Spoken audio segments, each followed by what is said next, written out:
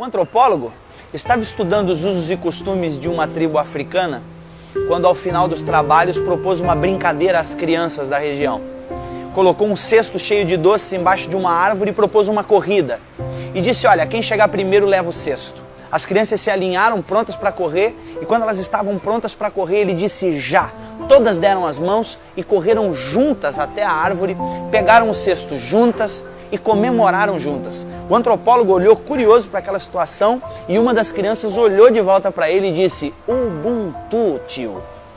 Como uma de nós poderia ficar feliz se todas as outras iriam ficar tristes?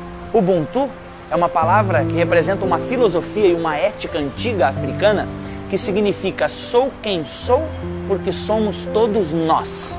Uma pessoa com Ubuntu tem consciência de que ela é afetada quando um semelhante seu é afetado. Ela sabe que o mundo não é uma ilha, que ela precisa dos outros para ser ela mesma. Ubuntu fala de respeito básico pelos outros. Ubuntu é compaixão, partilha, empatia.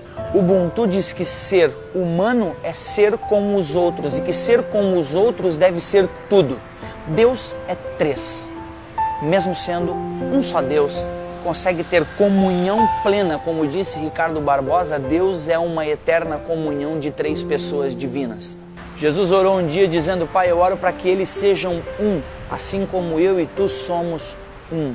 Esse conceito de unidade, de pluralidade única, de sermos indivíduos unitários, mas plurais ao mesmo tempo, é algo que me chama muito a atenção em Jesus. As pessoas olham muito para o fato de Jesus andar sobre as águas, multiplicar pães e peixes, assim como ele demonstrava poder e autoridade nesses atos, chama mais atenção a compaixão. O fato de Jesus chorar a morte de um amigo como Lázaro, o fato de Jesus certamente lacrimejar ao ver mulheres sendo arrastadas pelas calçadas, prostitutas sendo arrastadas para serem apedrejadas, isso sim mostra compaixão, mostra esse espírito Ubuntu, esse espírito caridoso, misericordioso da parte de Jesus para com as pessoas. Eu acredito inclusive que Jesus se importa com as pessoas, Deus se importa justamente por um único motivo, para nos ensinar que nós, seres humanos, devemos nos importar uns com os outros.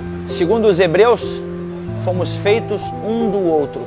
Foi do lado de Adão que Deus tirou a porção necessária para a construção do novo humano, Eva, e não de uma nova porção de terra. Deve vir de lá do Éden ou de algum outro lugar muito antigo essa vontade necessária, nossa, de ser sempre nós, de ser sempre junto, de ser sempre pares. Ninguém é feliz sozinho.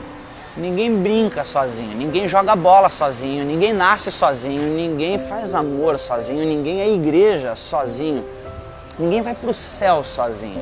A plena e mais completa realização humana reside, inclusive, num triângulo amoroso, eu, Deus e o outro. Assim como Deus é unidade plural, nós seremos mais humanos se formos um com nossos semelhantes. Em outras palavras, gente precisa de gente para ser gente. Na verdade, quanto mais dedicado a outras gentes, mais gente você se tornará. Minha oração é que você faça a partir de hoje mais ou alguma coisa por alguém, hoje, amanhã e sempre.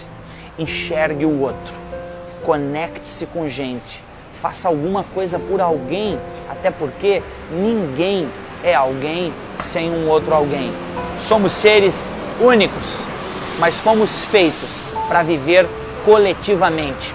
Deve ser por isso que na oração que Jesus nos ensina, ele diz que o Pai é nosso, ele diz que o pão é nosso. Quando pede livramento, ele diz, livra-nos, e diz que venha o teu reino a nós.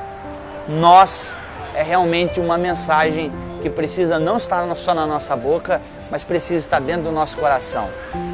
Você precisa, para ser gente, estar diretamente ligado com vínculos de amor, de amizade, de afeto com outra gente. Vire-se para o ser humano e pratique sua fé nele. Ubuntu para você.